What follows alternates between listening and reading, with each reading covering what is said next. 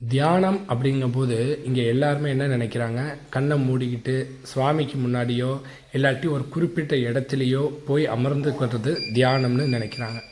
உண்மையிலேயே தியானம் அப்படிங்கிறது நம்மளுடைய ஆள் மனசுக்குள்ளே நம்ம பயணம் பண்ணக்கூடிய ஒரு நிலை. இங்கே மனம்னு ஒன்று இருக்கான்னு கேட்டால், நம்ம பார்க்கக்கூடிய, கேட்கக்கூடிய, பேசக்கூடிய இந்த விஷயங்களின் பதிவு தான் மனம். அப்போ தியானம் பண்ணும்போது எவன் ஒருவனுக்கு மனம் செயல்படுகிறதோ அவனுடைய தியானம் முழுமை அடையவில்லைன்னு அர்த்தம். அதே போல் தியானம் நம்ம செய்யும்போது என்ன செய்வோம், கண்களை மூடிக்கிட்டு தியானம் பண்ணுவோம். அப்போ கண்களை மூடும்போது பார்த்திங்கன்னா இயற்கையாகவே நமக்கு ஏதோ ஒரு நினைவுகள் நம்மளை நினைவுபடுத்திக்கிட்டே இருக்கும். அதாவது இரவு நேரங்களில் நம்ம தூங்க போகும்போது காலையிலேருந்து வந்தது போன விஷயங்கள்லாம் கண்ணை மூடும்போது கொஞ்சம் நேரம் அப்படியே ரிவைண்டிங் ஆகும். அதே போல் பார்த்திங்கன்னா நல்லது கெட்டது யாராவது பேசின விஷயங்கள்லாம் ரிவைண்டிங் ஆகும். நம்மளுடைய உடலுடைய சரீரத்தை பொறுத்த வரைக்கும் கண்களை மூடும்போது நம்ம ஒரு உறக்க நிலைக்கு போகும்போது தான் பொதுவாக கண்களை மூடுவோம். அப்போ கண்களை மூடி நம்ம ஆரம்பத்தில் தியானம் பழகிறோம் அப்படிங்கும்போது நமக்கு தியானம் கைகூடுமானா தியானம் கைகூடாது. சிந்தனைகளும் எண்ண அதிர்வலைகளும் அந்த தியானத்தை சீர்குலைக்கும். அது மட்டும் இல்லாமல் பார்த்திங்கன்னா நிறைய பேர் என்ன செய்வாங்க, தியானம் பண்ணிக்கிட்டே இருப்பாங்க, திடீர்னு தெரிந்து கண்ணீர் வரும், சில பேர் அழுவாங்க, குதிப்பாங்க, கத்துவாங்க.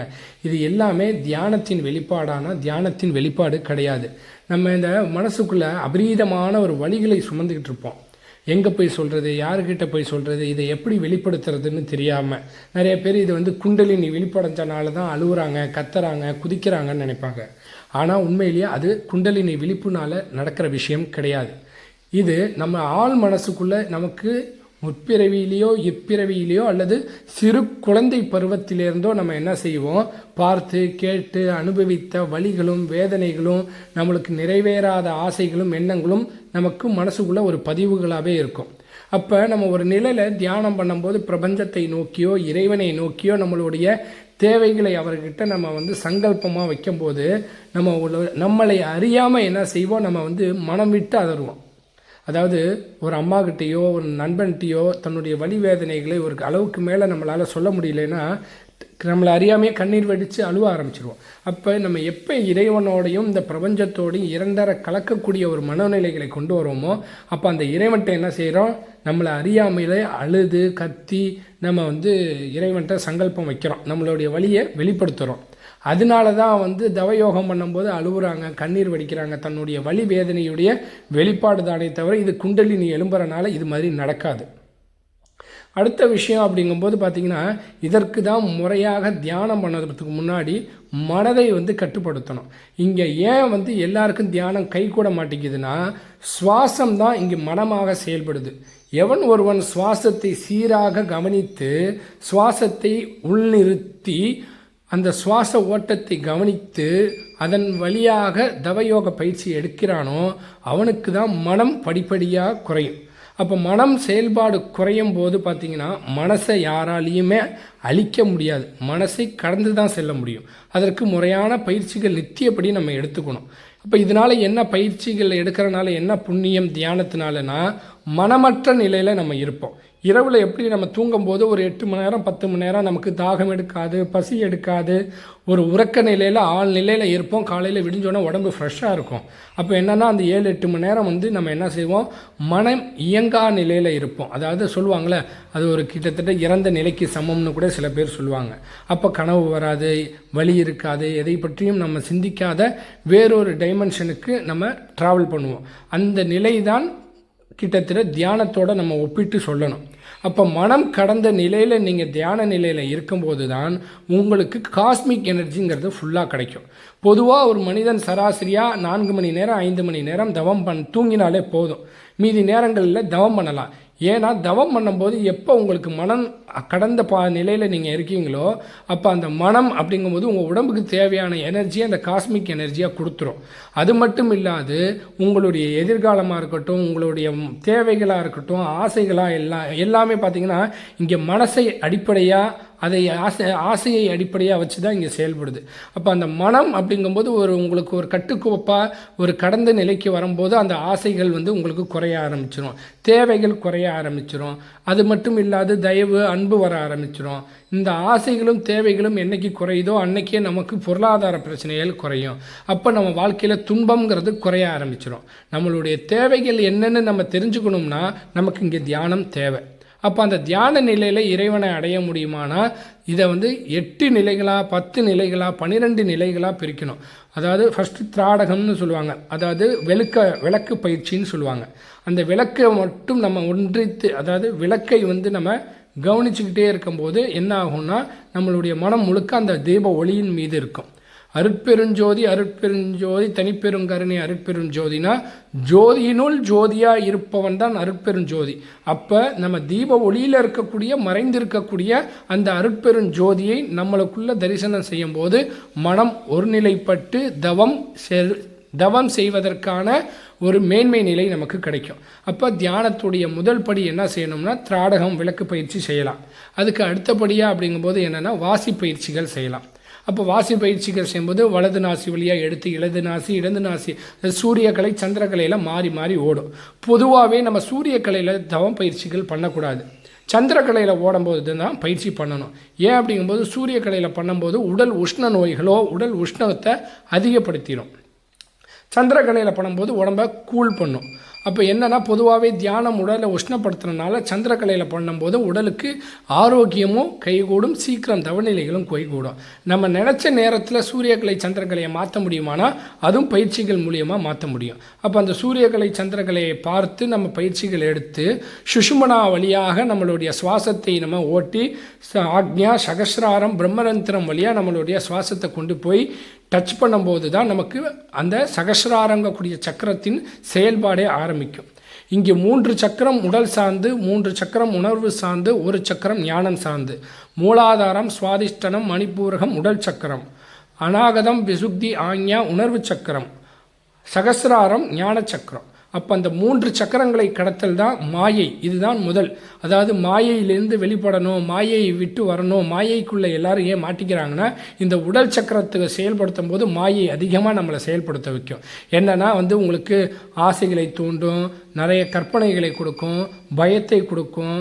அது மட்டும் இல்லாத ஒரு சில விதமான உருவங்களை நமக்கு காட்டி கொடுக்கும், சில நிறங்களை காட்டி கொடுக்கும்.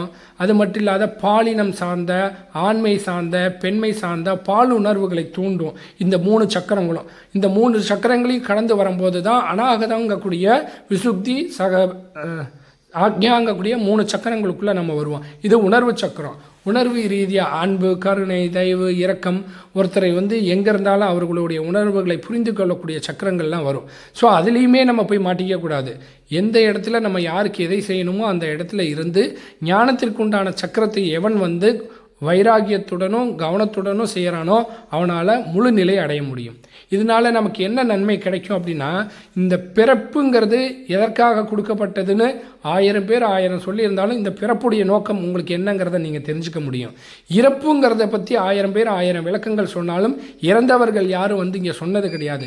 உங்களுடைய இறப்பை பற்றிய விஷயங்களும் உங்களுக்கு தெரியும். இறப்பிற்கு பின் உங்கள் ஆன்மா, அதாவது உங்களுடைய உயிர், உங்களுடைய சரீரத்தை விட்டு இந்த உடலை விட்டு இந்த உயிர் பிறந்ததுக்கப்புறம் நீங்கள் எந்த பரிணாம வளர்ச்சியில் இருப்பீங்க அப்படிங்கக்கூடிய நிலைகளை உங்களால் உணர முடியும். இங்கு உடல் இருக்கும்போது நம்மளுடைய தேவைகளுக்காகவும் ஆசைகளுக்காகவும் பசி, தூக்கம், காதல், காமம்னு இந்த உடல் அனைத்து சுகங்களையும் அனுபவிக்குது. அனுபவித்ததுக்கப்புறம் நம்மளுடைய சூட்சம சரீரம்னு பார்த்தீங்கன்னா இந்த உணர்வுகள் தான் சூட்சம சரீரமே. இந்த உடல் அனுபவித்த அனைத்தையுமே இந்த சூட்சம சரீரம் சேகரித்து வச்சுருக்கோம். இந்த உடலை இறந்துட்டு ஒரு ஆற்றல் இன்னொரு ஆற்றலாக மாறினதுக்கப்புறம் என்ன ஆகும்னா இந்த சூட்சம சரீரம் இந்த உடலால் அனுபவித்த எல்லா விஷயங்களையும் தேடி அலையும். அதுதான் இங்கே மிகப்பெரிய கொடுமையான ஒரு நரகம்னு சொல்லப்படுது. அந்த சூட்சம சரீரத்தை நம்ம கட்டுப்படுத்தணும்னா இந்த உடலோடு இருக்கும்போதே நம்ம எது எது தேவை, எது எது தேவை இல்லைங்கக்கூடிய விஷயத்தை ஆராய்ந்து கரெக்டாக நம்ம செய்யும்போது, நம்ம இந்த உடல்லேருந்து உயிர் பிரிக்கும்போது இந்த சூட்சம சரீரம் கண்ட்ரோலாக இருக்கும். ஆசைக்கோ, பசிக்கோ, காதலுக்கோ, தாகத்துக்கோ அலையாது. அப்போ நம்ம உயிரோடு இருக்கும்போது பசி வரும்போது தாகம் வரும்போது எவ்வளோ கஷ்டப்படுறோம் தண்ணி குடிக்க முடியலன்னா. அப்போ அது தண்ணி குடிக்க முடியாது சூட்சும சரீரத்தால். அப்போ அது குடிக்க முடியாத அந்த சரீரம் தன்னால் குடிக்க முடியுங்கிற ஒரு ஏமாற்றத்தோடு அலைந்து திரியிறது தான் இங்கு நரகம். அடுத்தது காரண சரீரம், பிறப்பிற்கான அடிப்படையே காரண சரீரம். காரண சரீரம் தான் இங்கு கர்மாவாக விதையாக வருது. அப்போ இந்த சரீரத்தை நம்ம எடுக்கிறோம் அப்படின்னா இந்த சரீரத்திலேருந்து நம்ம அடுத்த சரீரத்துக்கு போகணும்னாலும் இங்கு நமக்கு எது வேணும் எது வேணாங்கிறத நம்ம இந்த உடலோடு இருக்கும்போதே நம்ம எல்லாத்தையும் தெரிஞ்சுக்கணுங்கிறதுக்காக தான் ஞானிகளும் யோகிகளும் நிறைய கட்டுப்பாடுகளை வச்சாங்க. இஷ்டத்துக்கு யார் வேணால் வாழலாம், இஷ்டத்துக்கு என்ன வேணால் செய்யலாம், இஷ்டத்துக்கு என்ன வேணாலும் தின்னாலும் இறைவனை அடையலாங்கிறது ஒரு சாராருடைய கருத்தாக இருந்தாலும் இந்த ஸ்தூல சரீரம், சூட்சம சரீரம், காரண சரீரம், இந்த ஸ்தூல சரீரத்தை விட்டு சூட்சம சரீரம் நீங்கள் போனதுக்கப்புறம் மீண்டும் பிறப்பெடுப்பதற்கு பல நாட்களுமாகும், மாதங்களுமாகும், வருடங்களுமாகும், எத்தனை நூற்றாண்டுகள் வேணாலும் ஆகலாம் நீங்கள் மீண்டும் பிறக்க. இந்த மீண்டும் ஸ்தூல சரீரத்திற்கு உங்களுக்கு கிடைக்கிறதுக்கு அத்தனை ஆண்டுகளும் இந்த சூட்சம சரீரம் ரொம்ப துயரப்படும், துன்பப்படும். அதுதான் இங்கு நரகமாக சொல்லப்படுது. அப்போ அந்த காரண சரீரத்துக்கு இந்த சூட்சம சரீரமும் இணைஞ்சு என்னைக்கு ஸ்தூல சரீரமாக பிறப்பெடுக்குதோ அது வரைக்கும் நீங்கள் அலைந்து திரியணும். அதற்காக எல்லாரையும் துன்பப்படுத்துவீங்க, இதுபடுத்துவீங்கிறதுலாம் கிடையாது. அந்த சூட்சம சரீரம் உணர்வுகளாக நிரம்பினதுனால இந்த சூட்சம சரீரம் மன ரீதியாக பாதிக்கப்பட்டவர்களுக்கு அந்த உணர்வுகளை மையப்படுத்தி அவர்களுடைய எண்ணங்களை நிறைவேற்றுறது தான் இங்கே பேய் பிடிக்கிறதா இவங்க சொல்லிக்கிட்டு இருக்காங்க. புரியுதுங்களா? அப்போ நம்ம என்ன செய்யணும் அப்படிங்கும்போது இந்த ஸ்தூல சரீரமும் இந்த வயதும் இருக்கும்போதே தவம், யோகம், ஞானம் திருக்குண்டான பாதைகளை சரியாக நம்ம தேர்ந்தெடுத்துக்கணும்.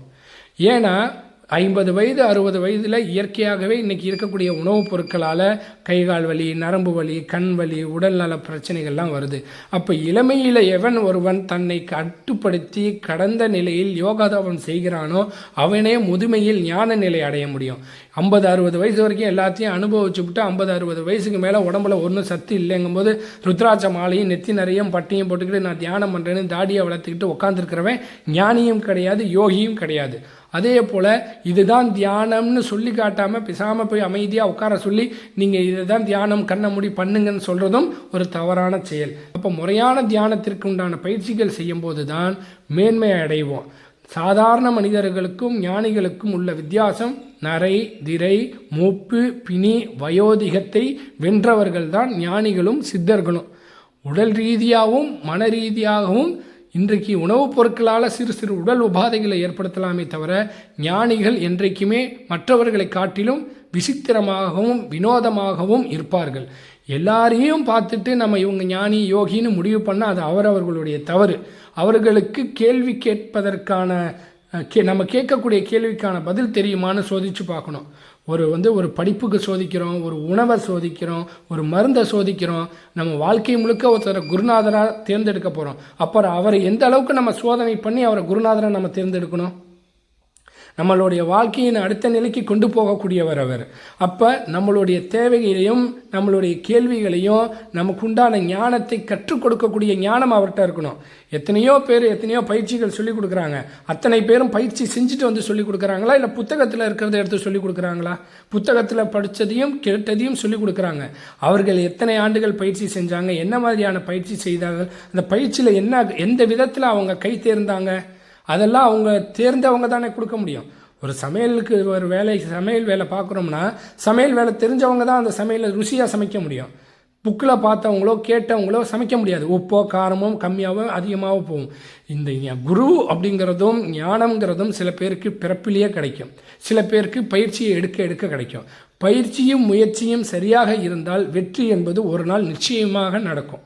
பிறப்பு இறப்பிற்கு அப்பாற்பட்ட நிலைதான் இங்கு வாழக்கூடிய வாழ்க்கை. இந்த துன்பம் நிறைந்த வாழ்க்கையில் எதையெல்லாம் இன்பம் என்கிறோமோ அது எல்லாமே இறுதியில் துன்பத்தில் தான் முடியும். எதையெல்லாம் துன்பம் என்கின்றோமோ அது இறுதியில் நாம் இன்பத்திற்கான வாழ்வின் திறவுகோல். இதை அறிந்தவன் சரியான ஞானப்பாதையில் சரியான குருவின் வழியில் சிறந்த தவயோகியாக வாழ்ந்து மரணமில்லா பெருநிலையை அடைய முடியும் என்பதுதான் உண்மை.